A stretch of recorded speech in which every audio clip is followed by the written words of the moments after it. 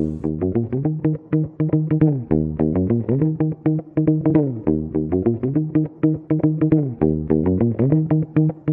à tous et bienvenue dans Jump, le podcast de ceux qui, comme moi, veulent faire le grand saut dans l'entrepreneuriat. Pour m'accompagner dans ce projet, j'ai décidé d'aller à la rencontre d'entrepreneurs, d'abord à Paris et à Londres, puis pendant 3 mois sur le continent américain. Cette semaine, je reçois à Mexico William Castan, l'un des cofondateurs de la marque de matelas Luna. Pour ceux qui ne connaissent pas Luna, c'est l'équivalent mexicain de Casper aux US ou Teddy Bear en France. Lancé il y a 4 ans, Luna s'apprête à réaliser cette année près de 25 millions de dollars de chiffre d'affaires. Dans cet épisode, William nous raconte comment en une semaine, il a quitté son job chez Amazon à Londres pour un poste chez Rocket Internet à Mexico, puis comment au bout de quelques mois, il a eu l'idée de Luna avec ses 3 autres associés. William nous donne aussi les clés du playbook des DNVB, les Digitally Native Vertical Brands, ces marques direct-to-consumer qui se lancent sur Internet sans intermédiaire et créent de gigantesques communautés de consommateurs. Comme toujours, si le podcast vous plaît, n'oubliez pas de vous abonner et de laisser une note ou un petit commentaire sur iTunes. Et pour tout suivre de l'aventure de Jump, c'est sur Instagram que ça se passe, sur le compte Jump the Podcast, où je soumets toutes les semaines à votre vote les nouvelles idées de business. Bonne écoute!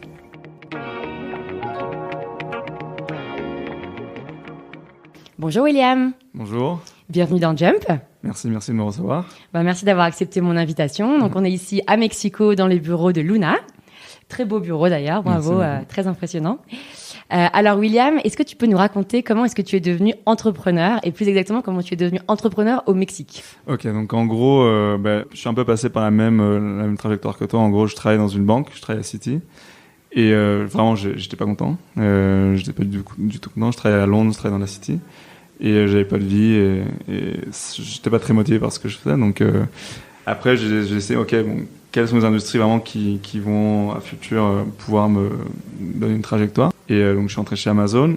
Et je suis resté chez Amazon pas très longtemps et j'ai reçu un LinkedIn un jour de quelqu'un au Mexique, de Rocket. Alors Rocket Internet, est-ce que tu peux expliquer en 2 mots pour nos auditeurs ce que c'est? C'est un business accelerator.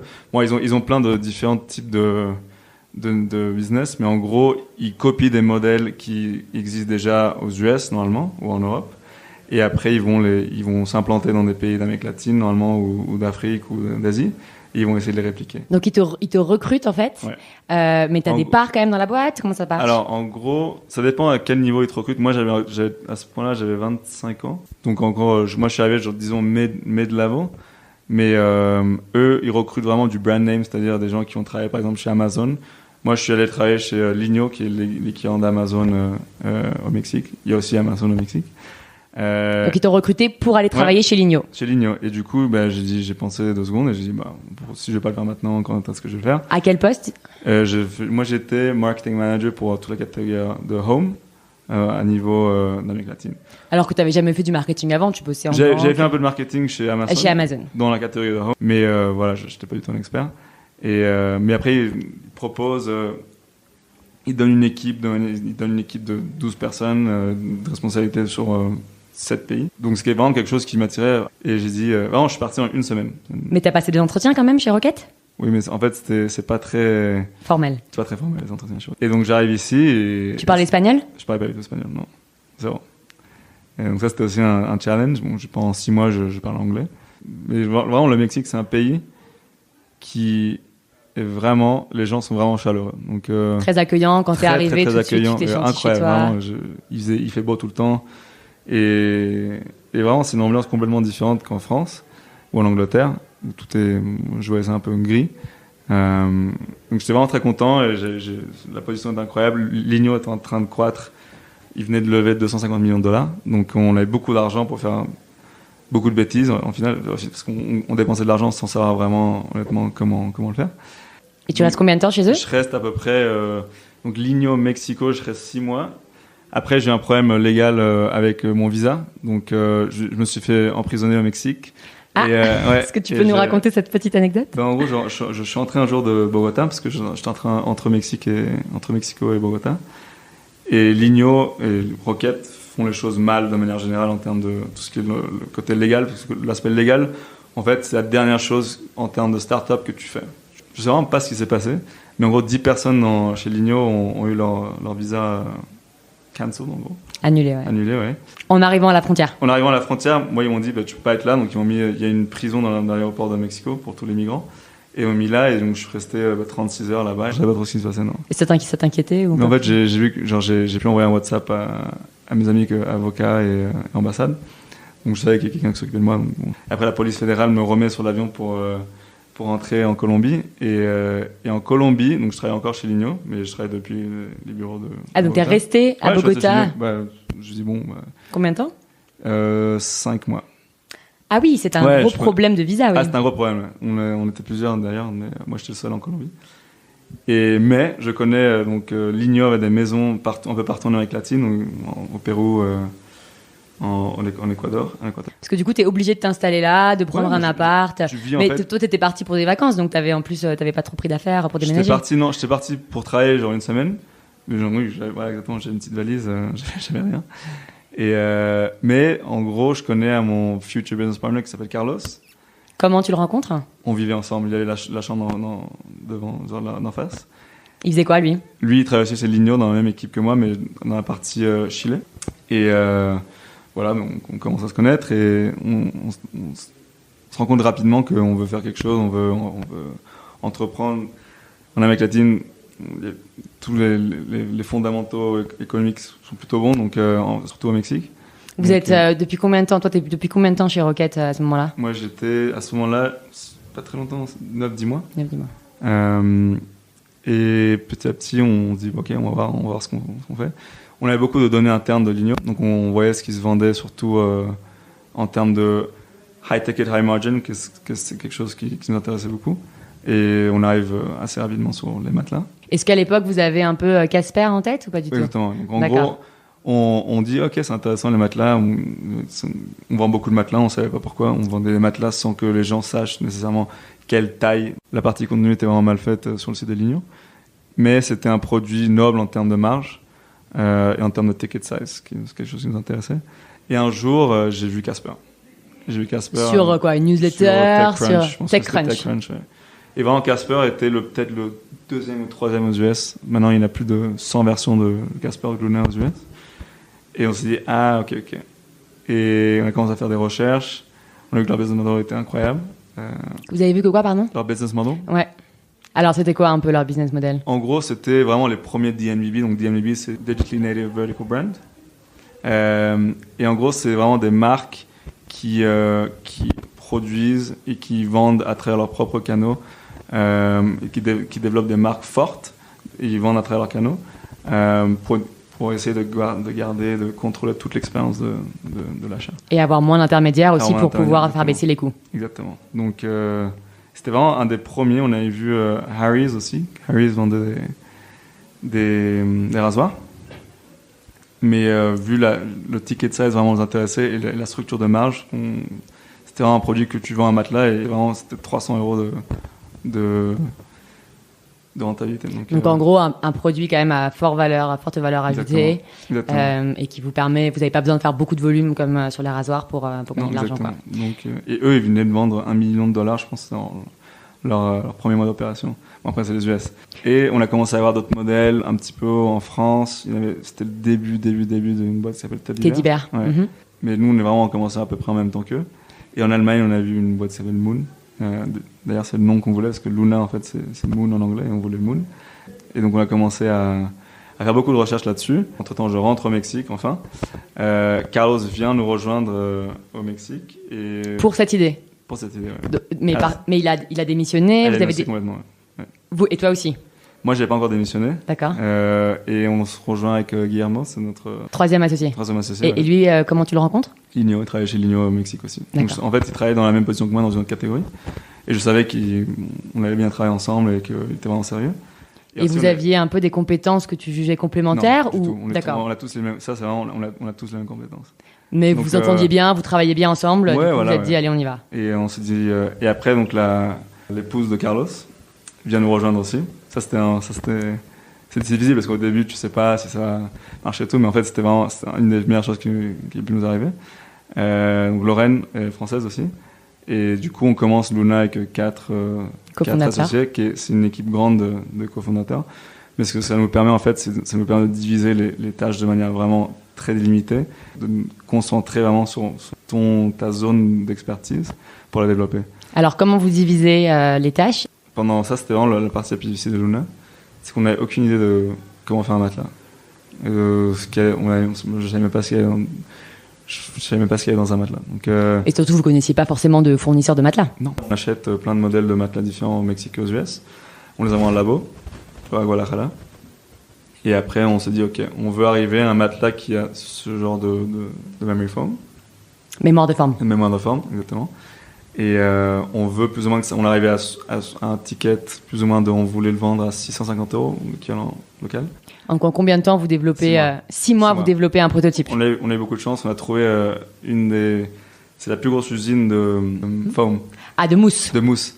Ils produisent les matelas d'Ikea de plein de watts aux US. Et ça, vous les trouvez facilement? On vous met en contact? En gros, ce qui s'est passé, c'est assez marrant. On a essayé d'avoir des devis de plusieurs usines. Et en gros, chaque usine envoyait le devis à l'usine dont on a fini. Et un jour, ils nous ont appelés. Ils nous ont dit, écoute, j'ai reçu 12 devis 12 demandes de devis pour vous. Pourquoi tu parles pas directement avec moi? Donc, on est allé les voir à Guadalajara. Et rapidement, on a eu un prototype. Et avec ça, on a fait une commande initiale de 50 matelas. Et du coup, ils disent, OK, moi, je vais donner genre un prix bas au début. Je vais vous aider avec tout ce que je peux. Donc, Luna, il y a de ça. Et là, du coup, en même temps, on travaille sur la page. La partie technique, c'était compliqué du coup parce qu'aucun de vous avait vraiment une expertise dev. C'était assez compliqué, mais en fait, on a tout fait sur Shopify. On a payé une agence pour nous faire le site au début. Et rapidement, on a commencé, parce qu'on a mis notre produit en ligne et en même temps, on levait aussi de l'argent. Donc là, comment vous faites pour rencontrer des investisseurs? LinkedIn. Vraiment, on a toqué sur les portes. Vous tapez VC sur LinkedIn et vous envoyez les emails à tout le monde? Non, on avait une liste de VC avec qui on voulait parler au Mexique. Ici au Mexique seulement ou dans d'autres pays juste aussi? Au Mexique, ouais. Juste au Mexique. Et en fait, la différence peut-être avec la France ou l'Angleterre, c'est que l'industrie du VC n'est pas aussi développée, ou n'était pas aussi développée. Et ça, c'était il y a 4 ans à peu près. Ouais, voilà, là, c'est quand même beaucoup plus sérieux. Et en gros, c'est beaucoup plus ouvert. C'est un cercle qui est beaucoup plus ouvert qu'en France ou en Angleterre. Donc rapidement, on a pu aller voir à peu près toutes les boîtes qui nous intéressaient. Et là, vous faites un premier round, vous levez combien? On lève un peu moins $1 million. Donc, qui nous aidait à acheter en termes de working capital pour acheter le produit. Pour acheter le stock. Et surtout pour dépenser, pour tout donner à Google et Facebook en gros. Pour construire cette fameuse DNVB. Exactement. Ouais. Et en 2014 ou 2015 au Mexique, sur Facebook, c'était vraiment pas cher. Donc on pouvait arriver en termes de ce qu'on appelle le CPM, Cost per Thousand Impressions. On était vraiment à des prix dérisoires. On pouvait montrer notre produit à tout le Mexique de manière mensuelle. Et vraiment, grâce à Facebook, on a commencé vraiment à vendre. Et donc le premier mois, on a peut-être vendu 10 matelas, le deuxième 50. Et rapidement, on est arrivé à un très bon niveau de vente. On était rentable au début. Vous étiez rentable au début avec le premier million, mais dès que vous avez levé un peu plus... On a levé et aussi on a développé d'autres produits.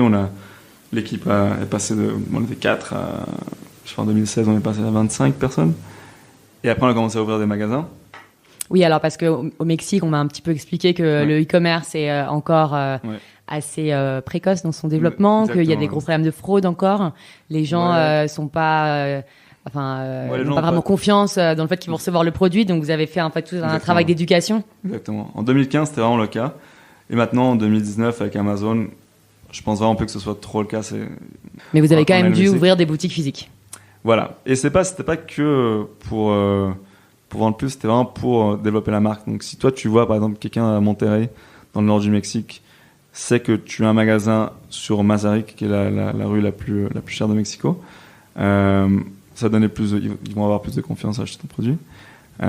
Et c'est aussi une vitrine pour ta marque.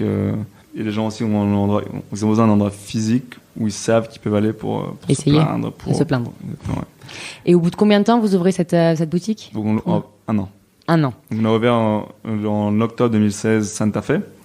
Donc le plus gros centre commercial d'Amérique latine, Santa Fe, c'est un business center de Mexico.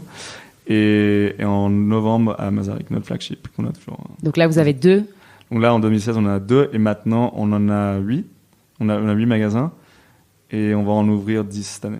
Et si on revient un petit peu donc sur les débuts de l'aventure, donc tu m'as raconté le développement du prototype, la rencontre avec le fournisseur, ensuite vous levez des fonds. Qu'est-ce qui se passe ensuite et c'est quoi les moments clés, soit les principaux challenges, soit les moments vraiment charnières où vous vous dites ça y est, on va y arriver? On a vraiment eu de la chance parce que je pense pas qu'on a vraiment pas trop eu de problème. Et les gens peut-être, pour donner un peu de contexte aux gens qui nous écoutent sur l'aspect de créer une boîte au Mexique, c'est vraiment facile. Quand tu es étranger, c'est pas compliqué? On a eu la chance qu'on a un Mexicain dans l'équipe aussi, mais c'est pas plus compliqué, c'était étranger. Et maintenant, tout peut se faire online.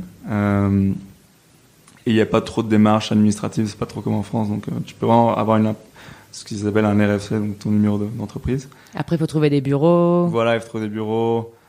Pas avoir d'historique de vente, tu peux avoir de crédit. T'as pas accès au crédit. Et tu as besoin d'avoir beaucoup de ce qu'ils appellent ici des avals, donc des garants, en gros. En fait, on a vraiment eu beaucoup de chance. On n'a pas trop fait d'erreurs parce qu'on suivait beaucoup le playbook des DNVB, que ce soit Casper ou d'autres. Alors, c'est quoi leur playbook? Un focus de malade sur le service client. Donc, nous, on était très clair que le NPS, notre NPS, c'était notre... Le Net Promoter Score. Ouais, donc c'est de 1 à 10. On envoie nos clients... quelle est la probabilité que vous allez nous recommander à un ami ou à votre famille? Ça, vous le demandiez à chacun de vos clients. Exactement. Dès que quelqu'un a acheté, vous envoyez un email pour demander ça? On l'envoie 45 jours après, donc il nous a un peu de temps de dormir avec le produit. Et depuis qu'on a commencé, c'est la métrique la plus importante de Luna. Et aujourd'hui, on a une pièce de 78. Donc, un peu de contexte, Apple a un 50 quelque chose.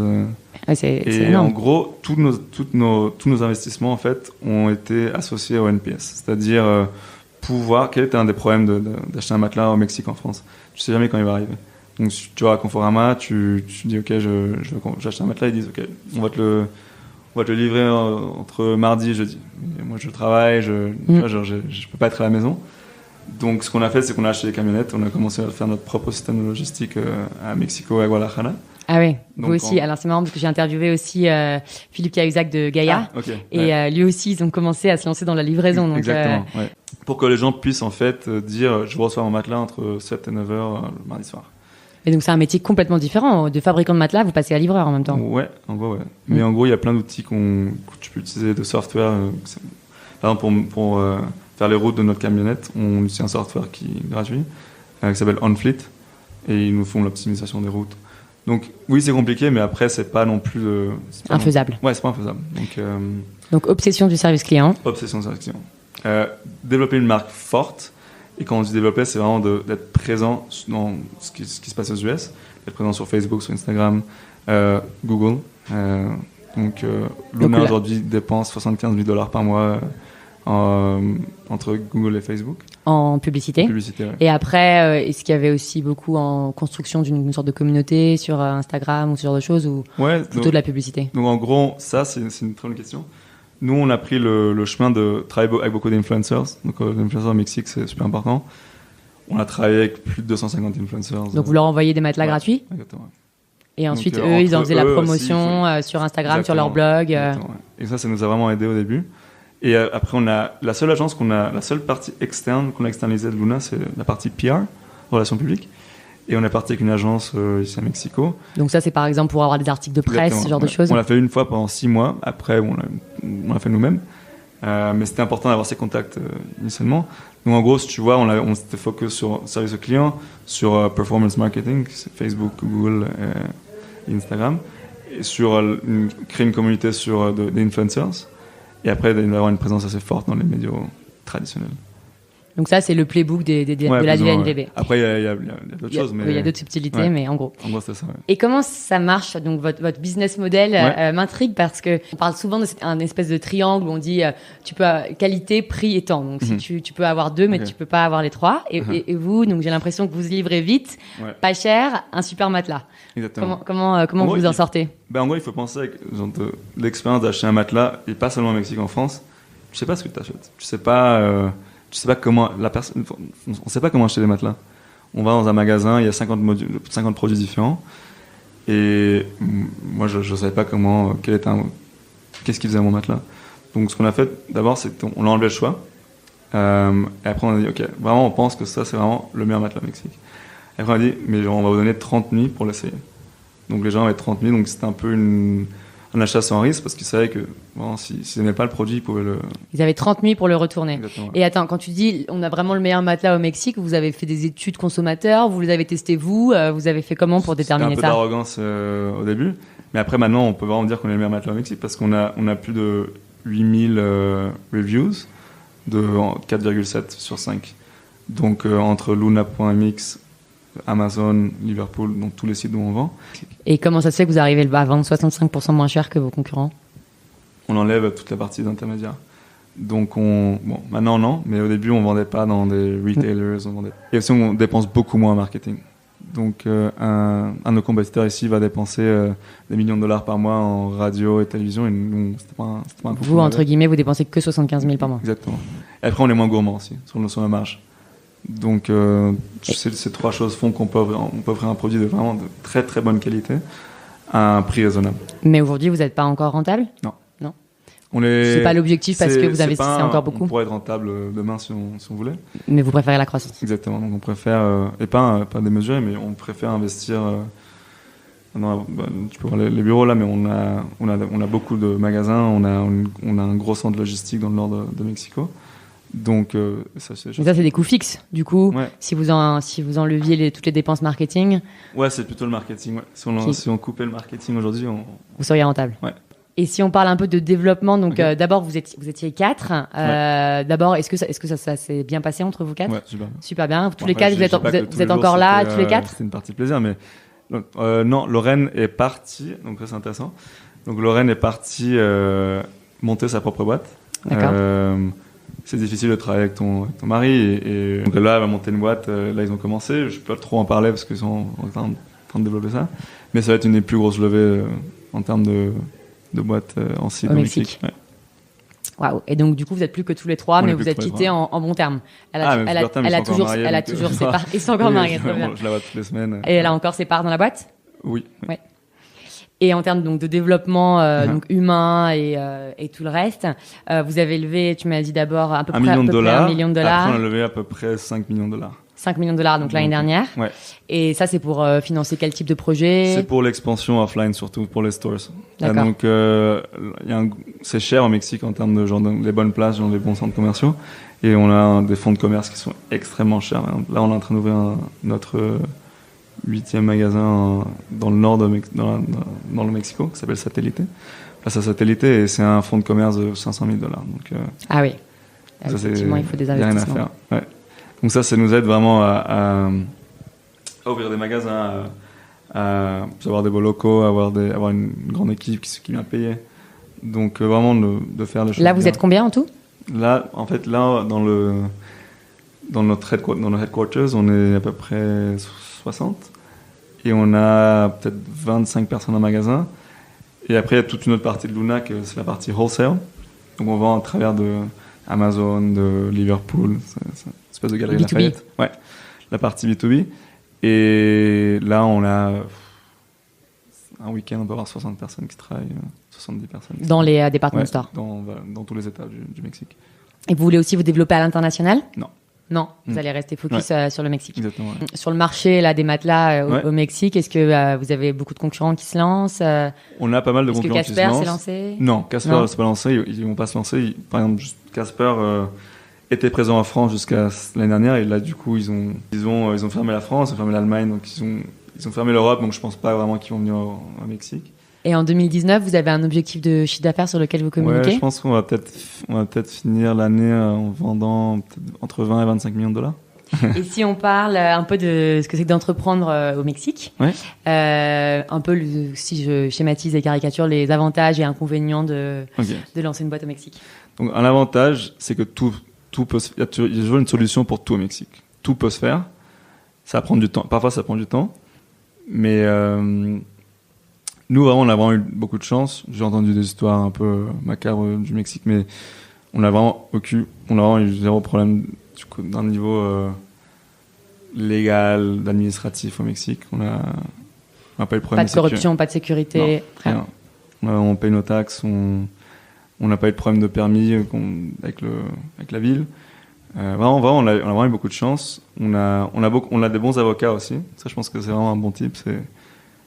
Ça vaut la peine d'avoir un bon cabinet d'avocat pour te protéger. Avec les levées de fonds, c'est très très facile pour que les VCs te mettent une clause que tu vas jamais voir, que tu vas jamais comprendre. Donc on dépense beaucoup d'argent sur un avocat. Donc que des avantages en fait. Non, au Mexique. Les choses parfois se passent plus lentement. La culture du travail est plus relaxe, donc si on a des deadlines, et même parmi nos employés, parfois c'est une culture un peu plus différente qu'en France. Pourtant, j'ai l'impression que les gens font quand même des gros horaires, non, ici? Ah oui, non, le Mexique est le pays qui met le plus d'horaires en termes de dans l'OECD, mais à une productivité assez basse. D'accord. Et toi, tu penses que tu vas rester encore longtemps ou toute ta vie? Je vais voir ce qui se passe avec Luna, mais toute ma vie, je ne sais pas. Mais pour le moment, je rentre pas en France, c'est sûr. Et tu es heureux ici, d'un point de vue personnel, tu t'épanouis? Je pense que tu peux tout faire au Mexique. C'est vrai que c'est un sentiment de liberté complète. Parce qu'avec la moitié de l'argent que je gagnais, que tu peux gagner en France, tu peux avoir une vie bien meilleure, tu peux voyager de manière très facile. Les gens sont très très sympas. Les apparts sont beaucoup mieux qu'à Paris, donc c'est pas mal. Ça fait rêver. Ouais, c'est pas mal. Alors, pour terminer cette interview, 3 petites questions que je pose toujours à mes invités. La première, est-ce qu'il y a un livre qui t'a particulièrement inspiré sur l'entrepreneuriat ou d'une manière générale? J'ai lu The Everything Store d'Amazon. J'ai lu aussi. Ouais. Très bon. J'ai beaucoup aimé ce livre. Ça vient compter les débuts de Bezos. Et du coup, j'avais travaillé chez Amazon avant, donc c'était vraiment intéressant. Je recommande. Ouais, je confirme. Ouais. Ensuite, est-ce que tu as une idée de boîte pour moi? En France ou au Mexique? Peu importe. Si demain tu devais lancer une boîte, tu lancerais quoi? Moi, j'aime bien les boîtes traditionnelles, donc juste un peu innover sur le modèle traditionnel. Moi, j'aimerais bien on est en train de voir pour se mettre dans des hôtels. Hôtels? Ouais. D'accord. Ici au Mexique? Ici au Mexique, ouais. Donc, après, en termes de boîte... Mais donc là, ça veut dire investir beaucoup dans l'immobilier? Ouais. Donc mais c'est quelque chose... En fait, c'est comme vendre un matelas. Tu sais que les gens ont besoin d'un matelas, donc je réinvente rien. Je suis en train de changer la manière dont ce produit se distribue. Mais, Et qu'est-ce qui manque ici, par exemple, comme hôtel? Je pense qu'il y a une grosse offre là hôtelière, mais d'hôtels boutiques. Hôtel boutique. Avec un thème spécifique. Ouais.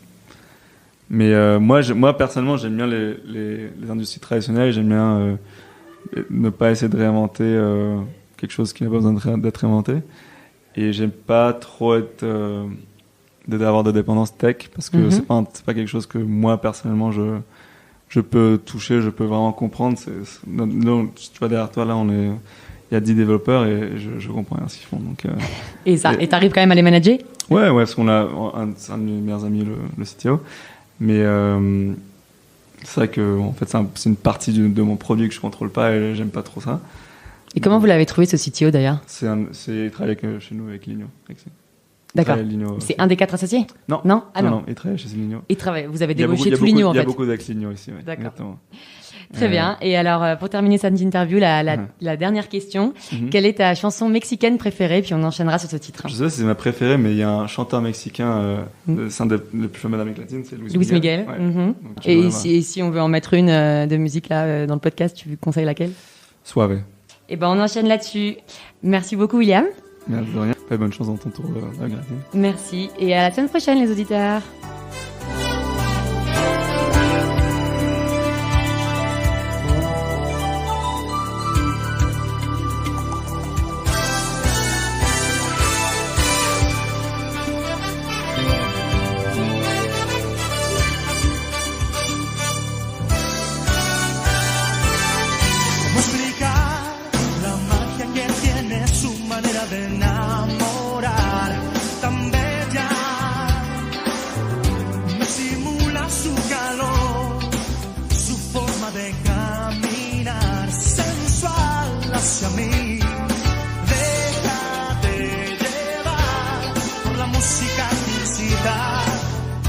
Nuestros cuerpos no tienen